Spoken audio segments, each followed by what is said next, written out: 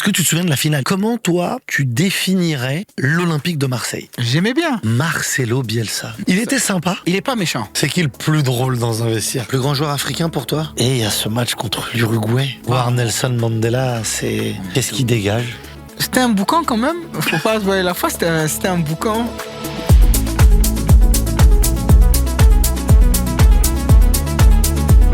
Bonjour à tous, c'est Smaïl Bouabdella, très heureux de vous retrouver pour un nouvel épisode de Campo pour parler ici de football, mais pas seulement. Suivez-nous, abonnez-vous, restez bien avec nous jusqu'à la fin de la vidéo puisque comme à chaque fois nous avons une surprise pour vous. Aujourd'hui, je suis très heureux, comme à chaque fois, de passer ce moment, cette discussion et d'accueillir monsieur André Ayou, 35 ans, joueur de foot professionnel depuis 17 ans, quelques trophées, fils d'Abedi Pelé, frère de Jordan. On parlera de tout ça dans le podcast. Tu te rends compte quand même de dire fils d'Abedi Pelé. Moi, je suis né en 82. Toi, t'es né en 89. J'ai jamais rencontré ton papa. Mais fils d'Abedi Pelé. Donc, quand j'ai commencé à regarder le foot, c'était l'Olympique de Marseille. Est-ce que tu te rends compte que t'es le fils d'un joueur qui a marqué des générations et des générations d'amoureux du foot? Oui, je m'en rends compte. J'ai vécu avec ça toute ma vie. Hein. J'ai vu tout ce qu'il représentait depuis mon jeune âge. Et c'est quelqu'un dont tout le monde en Afrique aime, respecte. Il a ouvert la voie pour beaucoup, le premier Africain à avoir gagné la Ligue des Champions. Il représente énormément pour le continent africain, pas seulement pour le Ghana. Partout où on allait, la foule... Tu te souviens de ça? Oui, ça je m'en rappelle. Comment tu le vivais? J'aimais bien. C'était un peu bizarre, j'aimais bien et ça... Je rêvais de devenir comme ça aussi. Tu te rappelles de moments où il t'a dit ah, c'est dur là, j'en ai marre, c'est trop. J'ai envie de rester avec vous, tranquille. Il se plaignait jamais. Pourquoi? Parce que c'est quelqu'un qui vient de très loin. Ils sont, je crois, 16 ou 17 frères et sœurs. C'était le seul à réussir au début. Ça vient du village directement. Éducation pas facile au début. Oui, le joueur, oui, l'homme, mais moi, c'est mon idole sur le terrain, mais beaucoup plus en dehors, parce que j'ai vu tout ce qu'il a dû... Il avait cette responsabilité. Il avait une responsabilité de papa envers énormément de personnes. Est-ce que tu te souviens, toi, de cette époque à l'Olympique de Marseille? Est-ce que tu te souviens de la finale? Il est passeur décisif en finale de Ligue des Champions contre le Milan à Munich pour la tête de Basile Boli. Hein. Oui, magnifique corner. Mais évidemment. C'est même le match. Il a fatigué Maldini tout le match. Ce jour-là, j'étais très jeune. J'ai toujours des petits flashs de Marseille, en général. Cette génération-là, les Eric Djimiko, etc., c'est des gens que j'ai un énorme respect pour l'équipe qu'ils avaient, le groupe qu'ils étaient, les mémoires, ce qui se sont créés en tant que groupe. Quand j'entends mon père en parler, comment il est ému, alors tout ça fait que ces joueurs-là, ils n'ont pas gagné cette Ligue des Champions par chance. Voilà, sur le terrain, ils étaient au-dessus, mais c'était des vrais hommes, et c'était des guerriers, et ils ont toujours voulu aller vers l'avant, et aujourd'hui, voilà, ils ont tout le respect, voilà, jamais les premiers. L'Olympique de Marseille, c'est un club particulier pour toi, parce que ton papa a fait ses grandes choses, mais l'Olympique de Marseille, c'est aussi ta formation, c'est aussi tes premiers titres. Comment, toi, tu définirais l'Olympique de Marseille? Famille. Pour moi, c'est ma famille. Le club représentera toujours ce mot-là pour moi, parce que je suis arrivé là-bas très jeune, 13-14 ans. Je suis resté jusqu'à mes 25-26 et j'ai tout appris là-bas. Je suis devenu un homme là-bas, j'ai gagné mes premiers sous là-bas, j'ai gagné mes premiers titres là-bas, j'ai les éducateurs du centre de formation, la mentalité. Voilà, on peut pas dire que la mentalité marseillaise est la même que dans d'autres villes. Elle a quoi de spécial, la mentalité marseillaise? On a le sang chaud et toujours aller vers l'avant. C'est toujours, il faut faire ci, il faut faire ça, et on y va, et on y va, et on y va. Dans tout.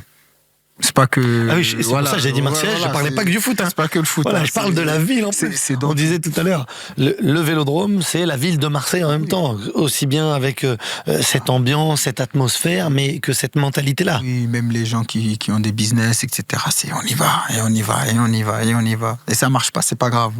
On continue. Et c'est ce qui, je pense, fait la force d'un Marseillais qui quitte la ville ou qui va ailleurs. c'est dur pour qu'il ne réussisse pas dans ce qu'il veut faire, parce que même si ça ne marche pas pendant un certain temps, ça va être difficile pour lui de lâcher. Et je pense que c'est quelque chose qui est inculqué dans tous les jeunes Marseillais. Ils grandissent avec ça et ça reste. T'as rejoué combien de fois contre l'Olympique de Marseille? Une fois. Non, deux fois. Combien de fois t'as joué au Vélodrome? Les 2 fois t'as joué au Vélodrome? Une fois au Vélodrome. Une fois au Vélodrome. Et tu marques avec le Havre dans un match, la saison 2024-2025.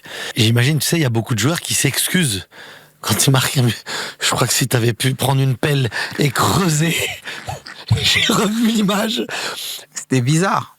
Franchement, c'était bizarre. Mais ce qui m'a le plus surpris, je m'attendais pas à ça. T'attendais pas autant? Je sais que j'ai tout donné au club, je sais que j'ai un lien particulier avec les supporters, je sais, tout ça je le sais.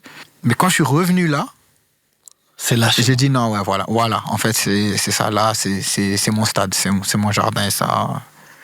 Il n'y a rien qui peut le changer. T'as vécu des choses exceptionnelles à l'Olympique de Marseille. Ouais. J'ai regardé, je me suis souvenu, t'es pas champion de France. Non, c'est mon seul regret. Mon seul regret. Je pense que... mettez en commentaire si vous pensiez qu'il était... Sans aller regarder sur Wikipédia, sans aller regarder sur les fiches, j'étais sûr que t'étais champion de France. Non.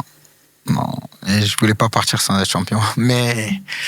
Non, mais tu vois, l'année où on est champion, je monte avec Arles. T'es prêté à Arles-Avignon et tu montes d'Arles-Avignon en Ligue 1. Ouais. C'est une année magnifique. Hein, si c'est à refaire, franchement, je change rien. Tout ce que j'ai connu à Arles avec Michel Esteban et tout ça. Magnifique. Magnifique, mais cette année. Mais t'es pas champion 2009-2010. Jordan est champion. Ouais, là, Jordan est champion. Ouais, Jordan est champion. Ou pas sur ça. Des fois. Jordan est champion. L'année d'après, on finit deuxième. À Stade Lille. Après, ça se passe pas bien. Après, on refait deuxième. Je crois qu'on fait deuxième 3, 4. Bien sûr. Ouais, mais après, quand Paris est arrivé avec les Qataris, c'était fini. C'était très compliqué. Mais sinon, ça a été... Ça, c'est... Après, bon, oui, j'ai des Coupes de la Ligue, trophées des champions, etc. J'ai quand même des trophées. Il y a beaucoup de joueurs qui n'ont pas de trophée à l'OM. Oui. Mais... Et jouer 11 ans à l'OM, c'est déjà très bien. Mais ce trophée-là, ça m'a fait mal. C'est Didier Deschamps, l'entraîneur. C'est sa première année. C'est toi qui décides de partir en prêt ou c'est lui qui te dit faut que tu partes pour que tu joues? En fait, si tu connais le personnage, Didier veut gagner. Ça, c'est... Et il arrive à l'OM. Cette période-là, je crois que le club met un peu de sous. Ça ramène Lucho, Heinze, Stéphane Mbia. Ça ramène quelques joueurs, je crois. Brandao. Ça ramène du monde. Et moi, il me dit... Il était cash avec moi. Il me dit, tu sais que tu peux faire toute la prépa, tu peux très bien t'entraîner, tu peux tout faire. Mais ça va pas changer mon idée. Parce que je sais où je vais, avec qui je vais, comment j'y vais, clair. Alors, c'est mieux pour toi de partir. C'est dur. Ouais, c'est dur. C'est dur sur le coup parce que t'es formé là, tu veux réussir à Marseille. Voilà. Tu lui en as voulu? Voulu, non, mais que j'ai pas eu l'opportunité de faire la prépa, etc. Oui, ça m'a gêné parce qu'après tu fais une prépa et entre-temps tu dois partir, etc. Bon, c'est la loi du foot, mais le fait que ça soit direct sans pouvoir t'entraîner, etc., t'envoyer direct en réserve quand tu sors de 2 années de Ligue 1, pro, nanana, j'avais encore 19 ans, 18-19. J'avais quand même des matchs, j'étais international A, j'avais fait une CAN. Voilà, et ça, bon, c'est la loi du sport, mais ça m'a forgé, ça m'a montré que ça va pas être facile, ça va pas être donné. Si je veux réussir ici, faudra faire des choses presque extraordinaires. T'as croisé beaucoup de monde dans ta carrière. On va parler un petit peu des gens, notamment des entraîneurs à l'Olympique de Marseille. Donc Éric Guéretz, oui, au début. Oui. Albert Raymond. Albert Raymond au début. Éric Guéretz, Didier Deschamps, Elie Bopp, José Anigo. Oui. Et Marcelo. Bielsa. Tu te rends compte, j'ai failli oublier. Non. On peut pas l'oublier, lui. Non, c'est tellement l'évidence. Marcelo Bielsa. C'est même pas la révolution, c'est un Big Bang quand il arrive en France, à l'Olympique de Marseille. Ouais. On connaissait de nom. Ah oui. On connaissait de nom. On connaissait pas l'homme. Voilà, on entend El Loco ci, El Loco ça, mais on connaissait pas vraiment là. Tu sais, tu entends, comme dans tout, on veut voir. Mais moi, j'entends ça, je suis à la Coupe du Monde 2014. Et je reviens de la Coupe du Monde et tout, mais les gars, ils me disent un peu, on fait ça. Je dis, mais c'est quoi ça? Tu sais, mais moi, t'es pas là. Tu vois, on fait des exercices, on fait ci, on doit se déplacer à 3 cm près. Si la passe, elle n'est pas faite comme ça, à refaire. Je dis, bon. Moi, je suis à ma Coupe du Monde, on verra après, tu vois. Et ça reprend, et moi, je reviens un peu plus tard. J'avais des jours en plus, 1 ou 2 semaines en plus, et je reviens. Et tranquille, tu sais, je viens dans le vestiaire avec mes gars, tranquillement, ça rigole et tout, on sort pour l'entraînement, tac, je mets mes affaires. Je dis, ouais, mais tu vas sur le terrain en haut. Hein? Qu'est-ce que je vais faire sur le terrain en haut, moi? C'est la commanderie, t'as la commanderie, tu vois, où s'entraînent les pros, avec la sortie du vestiaire, et en haut, un petit peu plus haut, avec les marches, là, t'as voilà, le terrain. La grande plaine. La grande plaine. La grande voilà. plaine. Ouais, donc tu t'entraînes pas sur le terrain avec les pros. Avec les pros. Tu vois, tu vas sur la grande plaine et tout. Je dis, qu'est-ce qu'il me dit, lui? Mais c'est pas lui qui me le dit. Déjà, lui, il parle pas français. Alors, son gars, il vient, il me dit, mais pourquoi? Je dis non, parce que. Je dis non, moi je m'entraîne, je suis fit. Moi je croyais que c'était pour courir. Je dis non, moi je me suis entraîné. On me dit non, c'est pas ça. Il y a des exercices qu'on va faire, qu'on a déjà fait depuis 2-3 semaines, des exercices, etc. C'est millimétré. Et comme tu les connais pas, tu vas les faire avec les jeunes. Et ils ont fait venir des jeunes juste pour moi, pendant 1 semaine, me faire tous les exercices comme ils voulaient à la lettre, que je les comprenne. Comme ça, quand je suis avec eux, je perds pas le temps. Tu vois ce que je veux dire? Que ouais, mais on bouge comment? On fait quoi? On fait ci. Moi, je dis, ouais, mais c'est de la folie, ça. J'ai jamais vu ça. Et bon, qu'est-ce que tu vas dire? On fait, tac, je reviens. Il te parle à ce moment-là, non? Même pas? Pas trop. Tu sais, pas vraiment. Il n'était pas très... pas très loquace. Loco, mais pas loquace. Pas trop. Après, oui, on a eu beaucoup de discussions, etc. Franchement, top. Mais après, il arrive, après, je redescends, il me dit, t'as compris les exercices et tout? Je dis, ouais, il y en a eu plein, mais quand on va le faire, je vais comprendre. Alors, la première semaine, un truc, et je vois, oh, ça crie là, ça crie là-bas, ça crie ici. Ouais, je te dis, il y avait des passes des fois. Le ballon, il part à ça du sol. C'est pas ça mais vraiment ras du sol. Allez, on recommence. Je dis, aïe, là, ça va être long. Ça va être compliqué cette année-là. Tu vois ce que je veux dire? Mais franchement, on a bossé. Tu vois, on a bossé d'une autre manière, ce que j'avais jamais connu, d'autres joueurs n'avaient jamais connu. On a vraiment bossé sur millimètres, mouvement, vivacité, la précision de la passe. Ça, c'est en étant fatigué. Il y a eu beaucoup de choses faites. Après, c'est sûr que quand on est bien ça, de la manière dont on joue, c'est si on est dans un bon jour, on t'attrape, on t'en met 5-6, et si on est dans un mauvais jour, tu nous mets 3 contre et on est mort. Oui, marquage tout terrain, 3-3-1. Ah non, on y va. Tu joues, il t'utilisait comment? À gauche.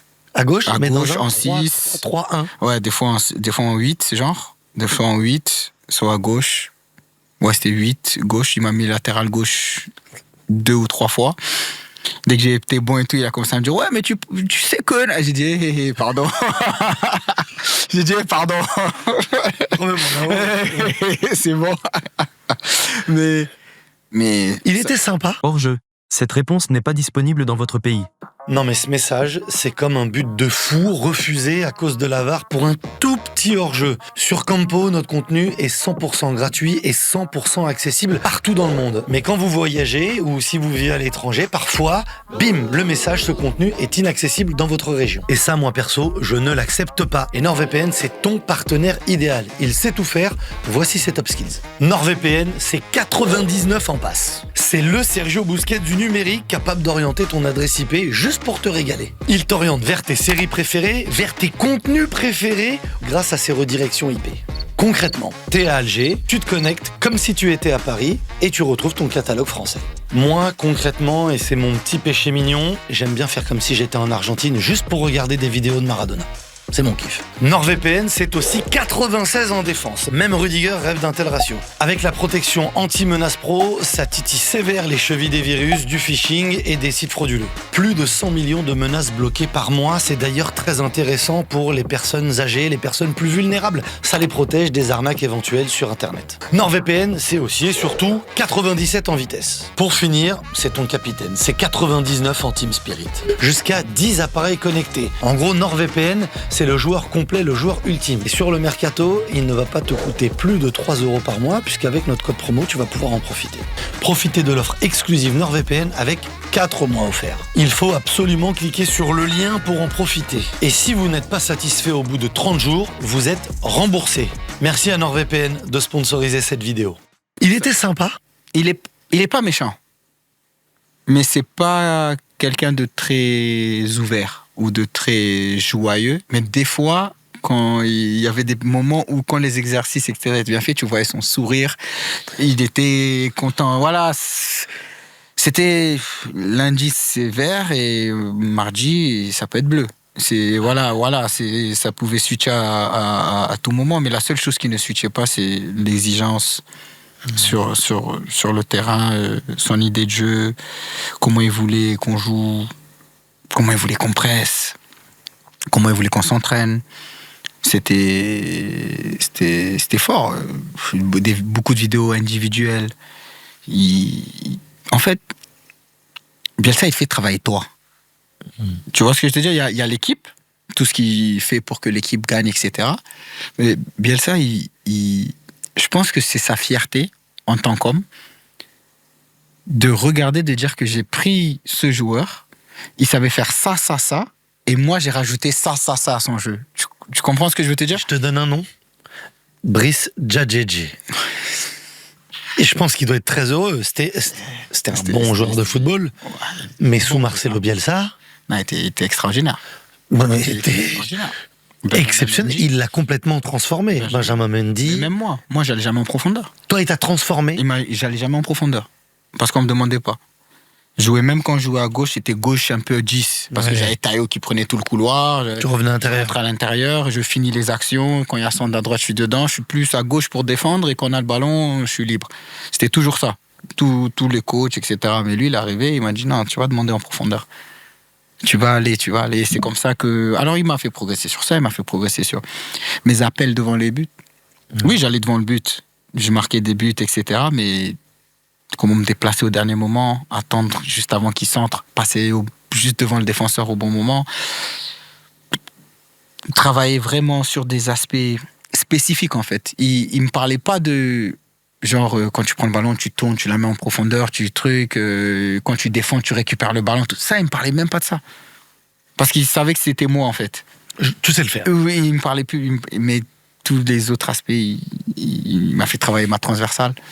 Beaucoup, parce que j'aimais faire plus des transversales au sol. Tu sais, frapper au sol. Il te fait travailler d'autres trucs. Et je pense que c'est son vrai kiff, lui, c'est de voir qu'il t'a fait travailler ou progresser vraiment dans un autre domaine. Et là, on a tous progressé. Tu penses que tu as réussi à l'OM quand tu regardes derrière toi? Ah oui. Franchement, juste, j'ai pas été champion de France, mais sinon, être titulaire à l'Olympique de Marseille à 20 ans, pendant 5 années de suite, titulaire indiscutable, être un pion essentiel du groupe. Dans une équipe très costaud. Je suis très fier de mon parcours. Dans les cadres à ce moment-là.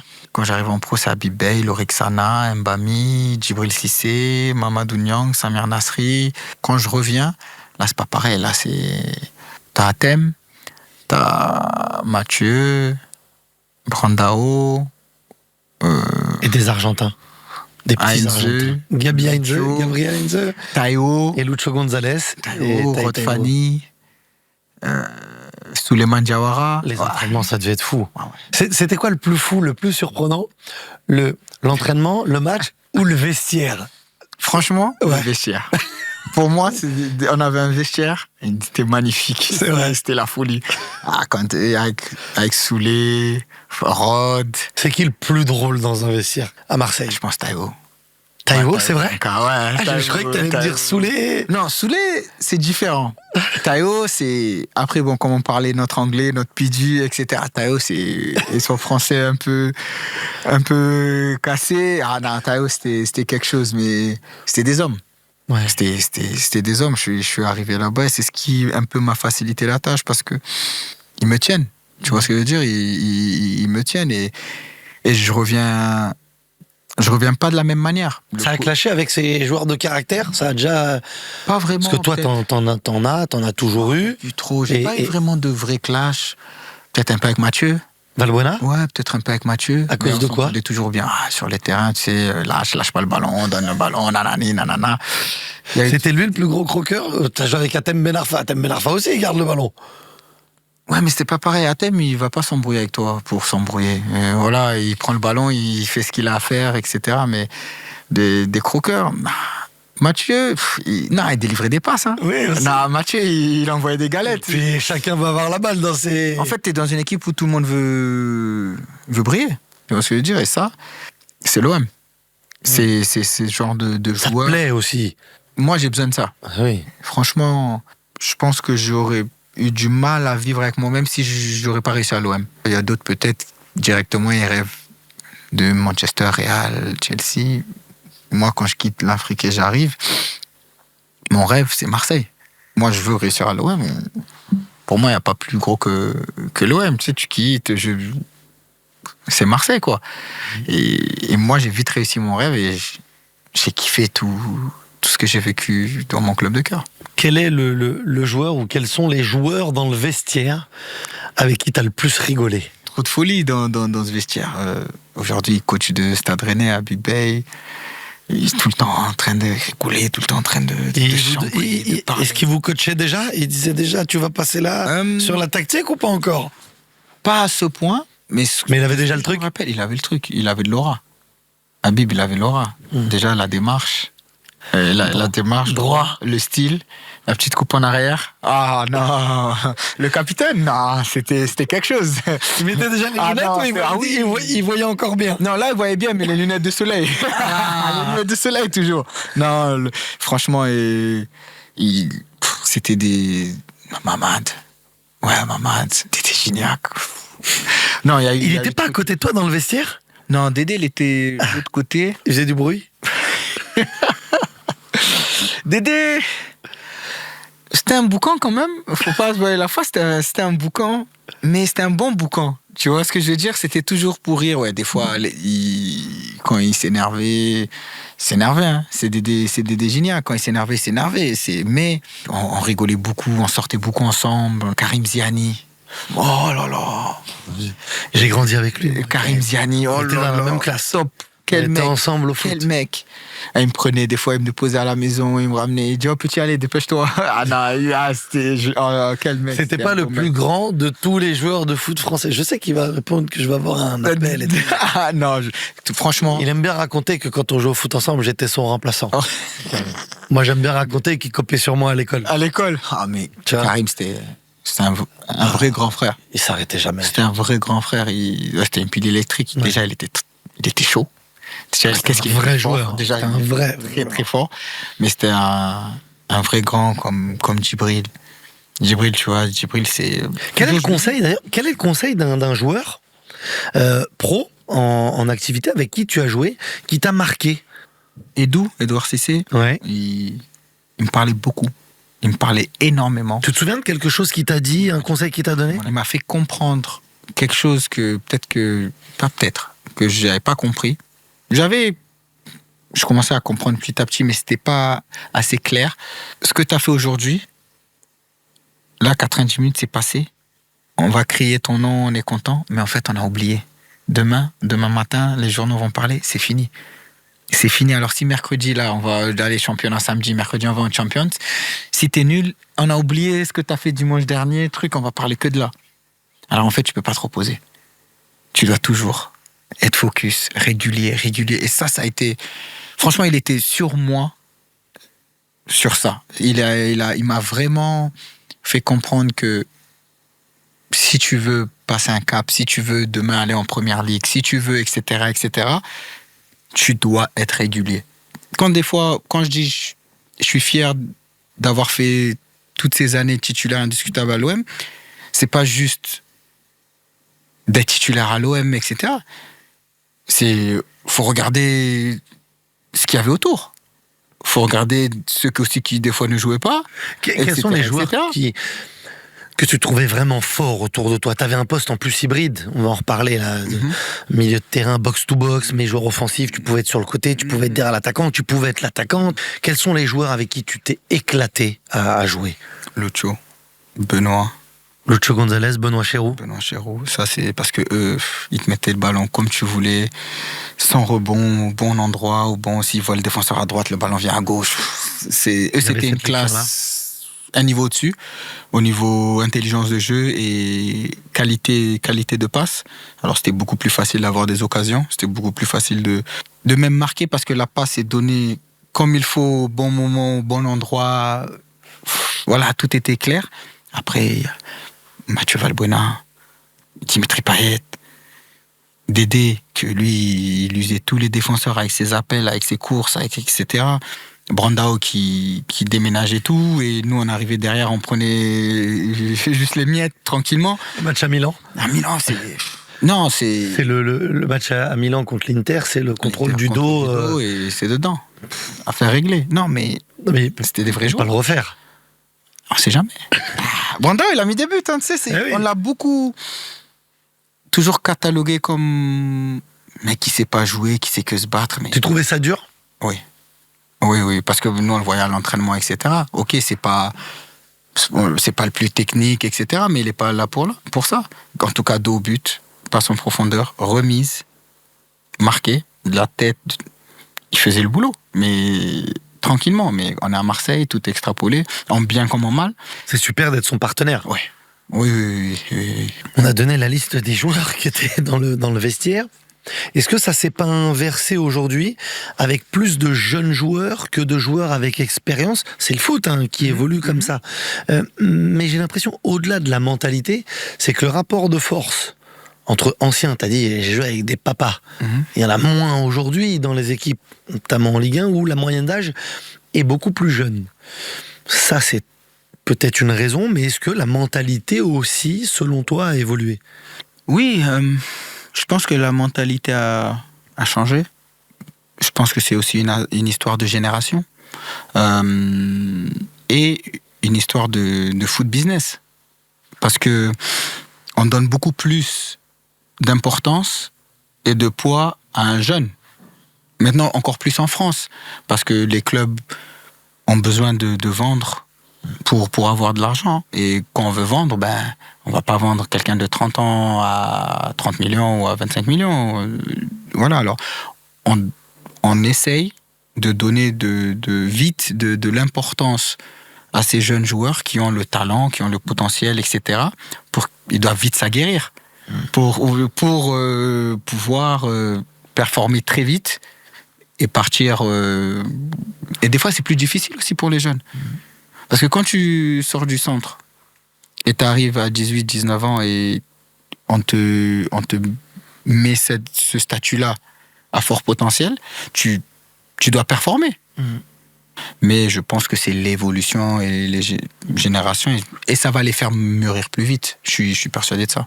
Avec quel entraîneur tu as eu la plus belle relation?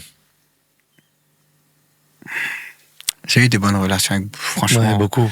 J'ai pas eu d'entraîneur, j'ai pas eu de... Mais je pense que Didier Deschamps. Ouais. Malgré... Oui, je pense que Didier Deschamps. Ouais, je pense que Didier Deschamps, ça, on a eu... c'était fort, j'avais une confiance en lui pour m'aider à progresser, il avait une confiance en moi.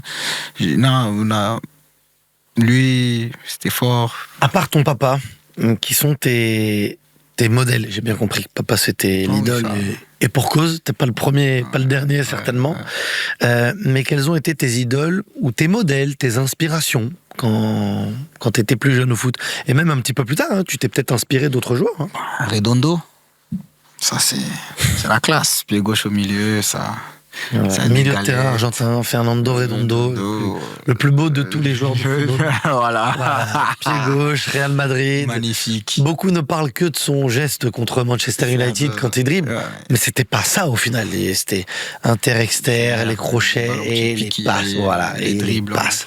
On s'en La fout. classe. Ouais, c'était la classe. Ça c'était mon joueur. Ça peut exister encore un joueur comme ça aujourd'hui? C'est dur.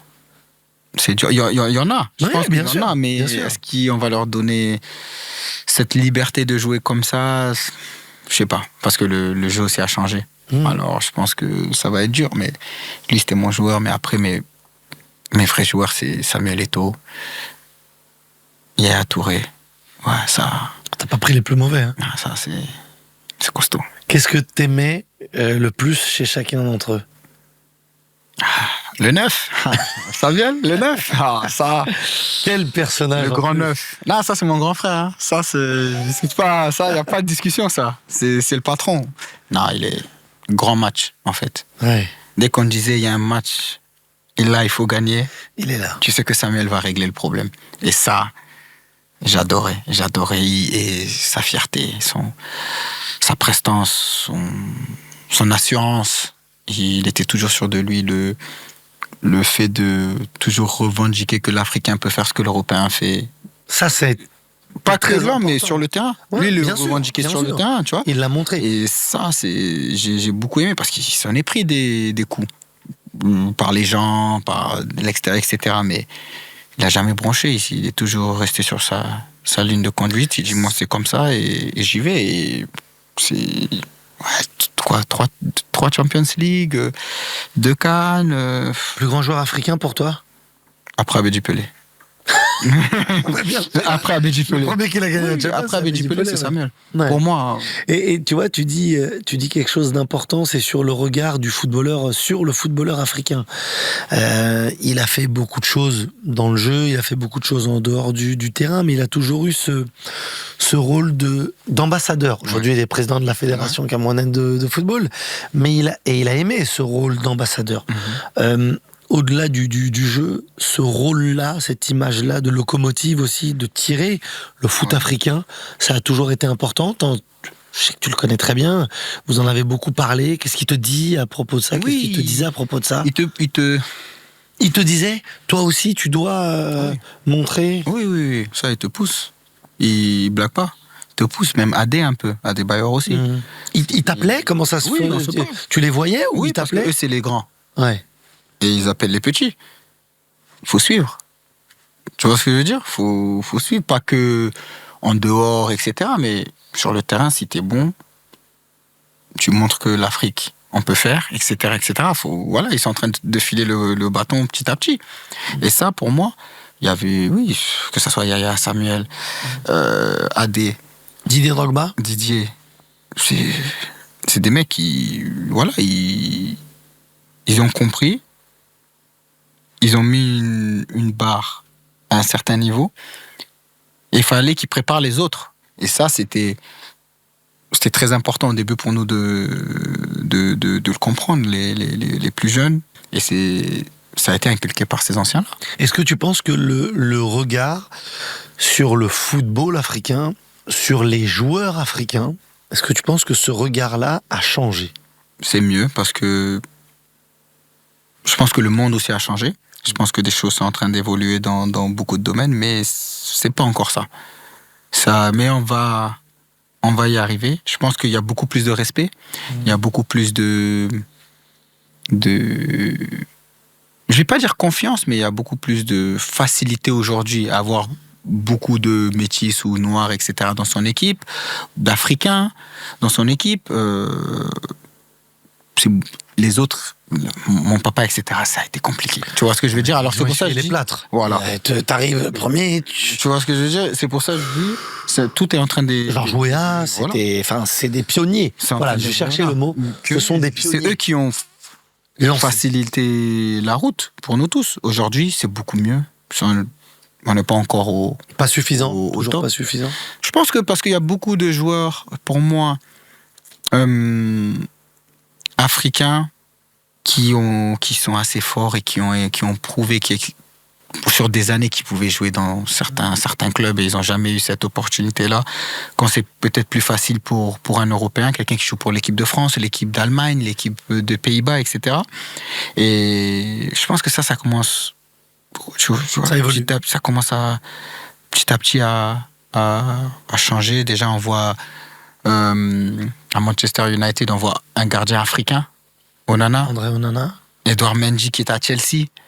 Alors, c'est ces détails-là. C'était difficile de voir un gardien africain, déjà même en France où on est beaucoup, où il y a beaucoup. Non, à l'époque, il y avait Tony Silva, bon, il y avait Lama, Joseph-Antoine Bell, voilà. Il y en a eu, mais c'était un par... Tu vois ce que je veux dire? Ouais, c'était des pionniers. T'as parlé de Joseph-Antoine Bell. Les premiers, c'était Nkono. Ouais, Nkono, voilà. Je me souviens bien. Thomas Nkono. Idole de Gianluigi Buffon, qui a appelé son fils Thomas pour Thomas Nkono. Non, tu vois, il y a eu ça, mais c'était... Mais pas par assez. exemple, Nkono, j'ai pas vu. Tu vois ce que je veux te dire? Mais mon père et tous les anciens en parlaient. Et dans la manière dont ils parlent de lui, et si t'as un Gigi Buffon qui parle de lui, pourquoi Nkono a que joué à l'Espagnol? Moi, c'est plus ce côté-là. Thomas Nkono est un grand gardien camerounais.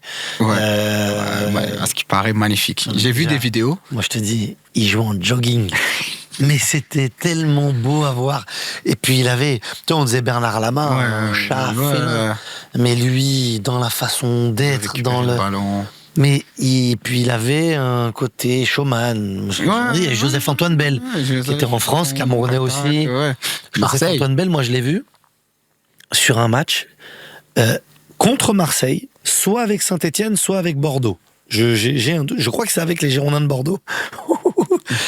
Pendant le match, je crois pour chambrer les Marseillais, il va derrière le but, son équipe gagnait, et il signe des autographes derrière. Mais tu vois, il avait un truc. Mais il était fort, Joseph-Antoine Bell. Tu vois, enfin, si tu fais ça, mais que t'es un guignol, tu vas juste te faire chambrer et t'es ridicule. Lui, il allait pendant le match et il signait des autographes. Attention, le ballon arrive, il jetait le stylo, le carnet. Et il revenait, tu vois, il y avait ce truc-là de ces gardiens-là. Et moi, je mets deux repères. Tu mets celui du gardien de but. Moi, je te mets le repère du ballon d'or. Oui, il y a ça aussi. Ça a fait beaucoup de débats sur le fait que Sadio Mané ou Mo Salah n'aient pas eu le ballon d'or ou n'aient pas été aussi proches du ballon d'or. Samuel Eto'o. Didier Drogba. Yaya Touré. Samuel Eto'o aurait dû l'avoir, toi? Oui. Il aurait dû avoir le ballon d'or? Oui, 100%. Je pense aussi Yaya.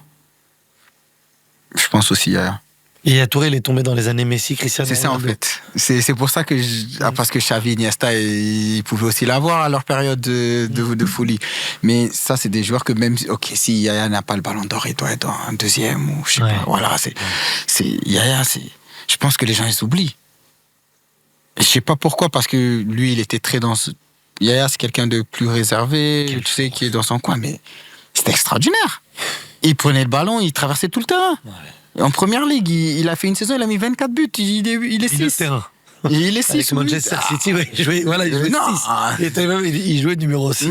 C'était extraordinaire. Ouais, les crochets, les dribbles, les coups francs, les pénaltys. Yaya, c'était phénoménal. Et je pense que voilà, pour le Ballon d'Or africain, l'année où je crois Sadio est deuxième, l'année qui fait... Voilà, c'est plus difficile. Ça fait que les choses sont... Il faut faire beaucoup, beaucoup, beaucoup plus. Je vais terminer avec le Ghana, parce que tu sais, quand on regarde le foot, je vais te redire, moi, ma première vraie Coupe du Monde, c'est celle de 1990. Ok. Avec le Cameroun. Et je me suis pris de passion. Je suis africain aussi, je suis français, je suis algérien, donc je suis européen et je suis algérien, j'ai cette chance-là. Ouais. Et en 1990, on est tombé amoureux du Cameroun, de Roger Mila, les buts, la danse, contre la Colombie, contre l'Argentine, les ballons volés, le match d'ouverture contre l'Argentine. T'imagines que le Cameroun bat à Milan, à San Siro, l'Argentine de Diego Maradona. Maradona, au début du match, après avoir fait le toast, là, il prend la balle, il jongle avec l'épaule. Et moi, j'aime Maradona, j'ai aimé. Et on a eu ce truc-là. Donc, on a eu toutes les Coupes du Monde. Cet amour en se disant quelle va être l'équipe africaine qui va nous donner ces émotions-là. 90 le Cameroun, 94 le Nigeria, de Rachidi Yekini à Mokachi, 98 t'as le Maroc qui nous encense, qui nous fait rêver. En 2002 t'as le Sénégal. Qui est exceptionnel. En 2006 on attend tous la Côte d'Ivoire de Didier Drogba. Et en 2010, alors qu'on vous attend pas vous, en fait. Ouais. J'en ai des frissons quand je t'en parle parce que le Ghana est en quart de finale de Coupe du Monde, André. Et il y a ce match contre l'Uruguay. Qu'est-ce que ça représente? De quoi tu te souviens? Et comment tu as vécu ce match-là, ces moments-là? Ce match était déjà dur à vivre parce que je joue tous les matchs et je prends un deuxième carton jaune en 8e contre les États-Unis. T'es suspendu pour ce match-là. Je suis suspendu là. Donc déjà, c'est dur. Mais la vibe, l'esprit, comment on était, on avait peur de rien, on respectait rien. D'accord. Quand on finit de manger, on reste assis là jusqu'à minuit. Après, on descend en bas, on prend un thé, on est en bas jusqu'à 3 heures. Après, on rigole, ça va dans la chambre de l'autre. Après, ça dort jusqu'à midi, on va manger. C'était chill, kiff. Et performance. On était à Sun City, c'était magnifique, notre hôtel, nous, on était bien. Oui, en plus, c'est Coupe du Monde en Afrique du Sud. La première de l'histoire sur le continent africain. Et le pays de Nelson Mandela. En plus, on l'a vu. On est parti le voir. On est parti le voir. C'était magnifique. C'était ouf. Non, franchement, c'était cette Coupe du Monde. Je reviens parce que. C'était magnifique quand on part là-bas. Voir Nelson Mandela, c'est. On va le voir. Il est content de nous voir parce qu'on était en train de faire un vrai truc. Qu'est-ce qui dégage? Tu sais quoi? Même l'aura, c'est un petit mot. Tu vois ce que je veux te dire? Ça dépasse ce côté où on dit que lui il est charismatique, lui il a de l'aura, lui.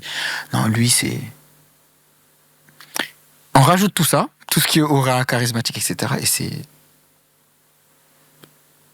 vu comme une idole. Pas footballistique. Non, c'est pas du foot là. Pas du foot, c'est respect, mais. Tu le mets où dans le classement de tes rencontres? Je pense que ça peut être le 1. Ouais, je pense que ça peut être le 1. Ouais, parce que lui, ouais. La lutte, ce qu'il a représenté en Afrique du Sud, la lutte pour le droit des Noirs pendant l'apartheid. 27 ans de prison. Ouais. Il est libéré en 90. Il devient ensuite premier président noir de la nation arc-en-ciel, l'Afrique du Sud. Il gagne la Coupe du Monde de rugby. De rugby après la CAN. Et après la CAN, lui, au milieu des années 90. Non. Ouais. C'était fort quand on l'a vu, ça nous avait tous touchés, on était fiers.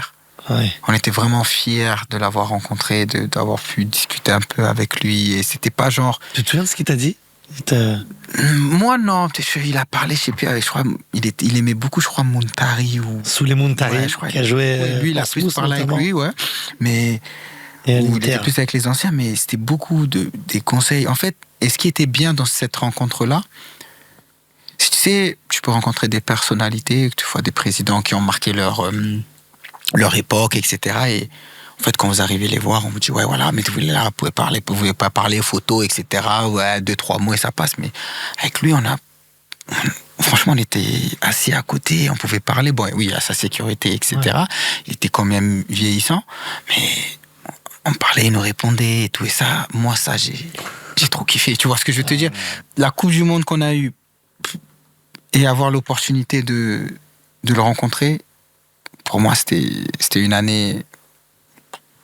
Tu vois ce que je veux dire? C'était top. Et donc, ce match où t'es remplaçant. Non, en haut. Ah, t'es même pas sur le banc. Oui, je peux pas être sur le banc, je suis si t'es suspendu. Puis on arrive et je suis en haut et le match il commence. Mais on est en marque. Montari, une frappe de 40 mètres. Avec le ballon qui vole, la Jaboulani. Dedans. Je dis, et on est mieux que dans le match. Je dis, eux, ils sont morts. Après, Forlan, il met un coup franc, tu sais. Avec le ballon, tu sais, ça tourne encore sur toutes les vidéos légendaires. Sans ce coup franc-là, on passe. Et on presse, et on continue, et on loupe un peu, et ça va, et nanani, et nanana. Et après, j'allais dire, on marque ce but. Le ballon rentre et Suarez sort de la main. C'est ça, en fait, il y a un coup de pied arrêté. Ouais, ça ou vient, un centre, en tout cas, le ballon vient. Ça frappe, ça l'autre vient, il sort ça sur revient. la ligne. Qu'est-ce qu'il fait la tête? Adia, ouais, on gagne. Il fait la tête. Et Suarez, il fait ça. Il est dans le but. Tout son corps est dans le but. Et il a ses mains. Dehors. Et il la sort. Enfin, ouais, il la sort. Il la sort. Carton rouge. Ouais, mais nous. Tu calcules même pas. En fait, c'est la 120e minute. Si Asamoah Gyan marque le penalty. Ouais, mais nous, on sait qu'il marque, en fait. Tu te poses pas la question. Non, mais. Il n'y a pas de discussion. Nous, on va. Si t'avais été sur le terrain, t'aurais tiré ou c'était toujours lui le tireur? C'est lui le tireur. C'est Gyan. Je l'avais jamais loupé. C'est la Coupe du Monde, il en avait déjà mis 2. Bien sûr. Contre-pied, tranquille. Donc là, non, nous, on est en confiance. Tu te dis, il marque, et l'arbitre, il siffle la fin. Et c'est de la faire régler. Coupe du Monde demi-finale. Et voilà, mais c'est le foot. Il frappe, il rate. Il se barre. Voilà, c'est le foot. Nous, Après, il y a la série de tirs au but, c'est lui qui tire le premier et il marque.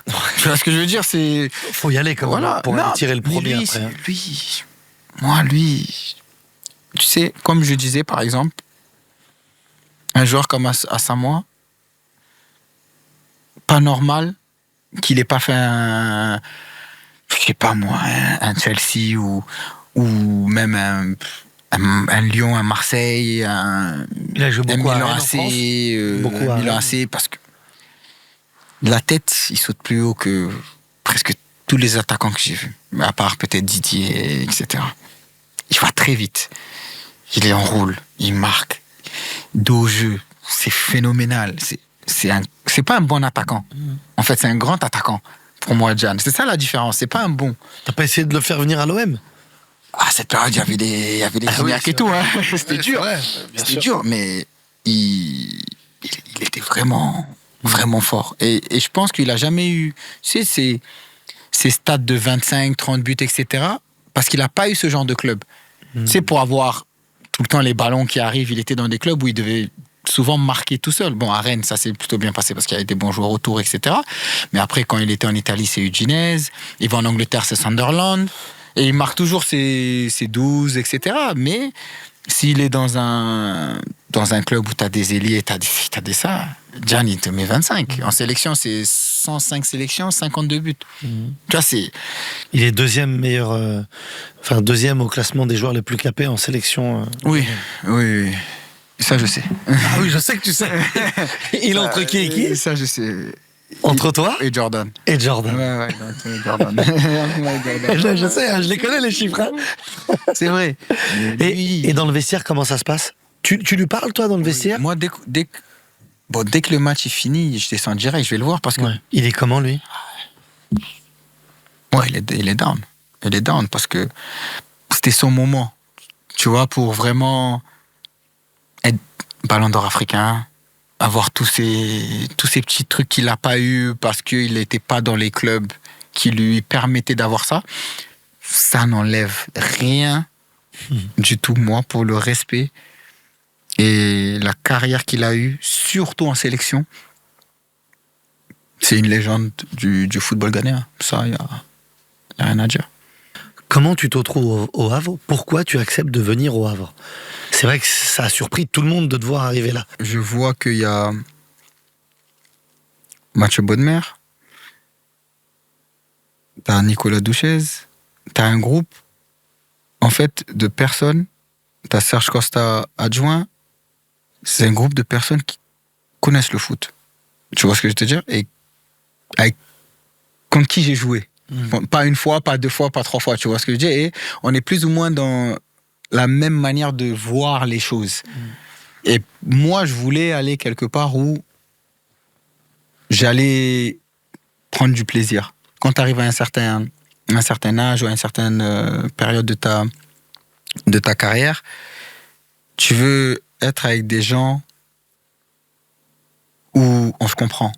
Le regard, pas besoin de parler. Tu comprends ce que je veux dire? C'était vif. Et après, il y a les supporters, la ville, tu sais comment ils m'ont accueilli, comment ils étaient contents de me voir venir. C'est ce qui, je pense, maintenant a joué un gros rôle sur le deuxième. Revenir. Tu vois, tu t'es tellement plu.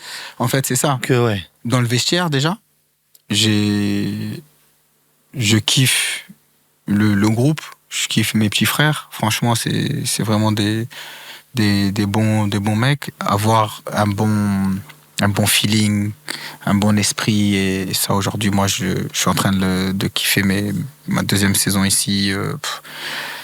C'est pas donné, c'est pas joué. Il reste encore des matchs, mais on s'est donné la possibilité de vraiment y croire au maintien. On s'est donné la possibilité d'y croire. On s'est donné les armes. Aujourd'hui, on peut dire oui, on se bat pour le maintien. Il y a une période où il y avait les points de différence, c'était compliqué. Sûr. Aujourd'hui, on s'assoit, on dit on est dans le vrai pour se maintenir et ça va être dur jusqu'au bout. Ça peut aller jusqu'au dernier match, ça peut aller au barrage. On sait pas, on veut avant, mais on va tout faire pour. Et je sais qu'on est toujours là, qu'on va toujours mouiller ce maillot, qu'on va essayer de tout faire pour garder ce club en Ligue 1, parce que je pense que le club le mérite, je pense que la ville le mérite, les supporters le méritent, ce stade le mérite, et on va tout faire pour ça. Merci beaucoup. Merci à toi. Ce maillot a gagné donc Ciel et Marine, le club doyen. André, on va te le faire signer dans quelques instants. Ouais. Suivez les instructions pour remporter ce maillot. Abonnez-vous à Campo sur YouTube, sur les différentes plateformes, sur les réseaux sociaux. Et on vous donne rendez-vous à très bientôt pour un nouvel épisode, en passant encore une fois un aussi bon moment qu'aujourd'hui. Merci d'avoir été là. Merci beaucoup.